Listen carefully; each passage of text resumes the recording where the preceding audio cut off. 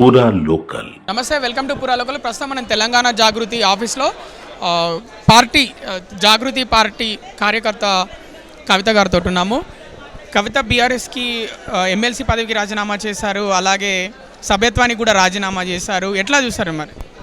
అంటే ఎవరైనా ఒత్తిడి తీసుకొచ్చారా ఆ విధంగా, లేకపోతే ముందు నుంచే అనుకున్నారా ఇలా? 100% ఒత్తిడి తీసుకొచ్చారండి. అంటే నిజాలు ఎప్పుడు నిష్ఠూరంగానే ఉంటాయి. అక్క నిజాలు మాట్లాడుతుంది, స్ట్రేట్ ఫార్వర్డ్గా మాట్లాడుతుంది. కాబట్టి అక్కని ఓర్వలేక అక్కని బయటకు పంపడం జరిగిందని మేము భావిస్తూ ఉన్నాము.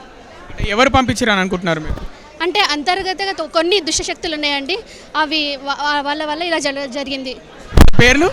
ఆ పేర్లు ఎగ్జాక్ట్లీ మాకు తెలియదండి, కాకపోతే మల్టిపుల్ పర్సన్స్ ఉంటారు అక్కడ. బీఆర్ఎస్ వాళ్ళు అంటున్నారు మరి మరో షర్మిల కాబోతుంది కవిత అని కూడా అంటున్నారు. ఎట్లా చూస్తారు మరి ఆ వ్యాఖ్యల్ని?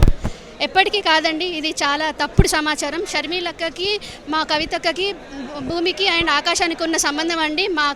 మా అక్క స్ట్రాటజీ అంతా వేరండి.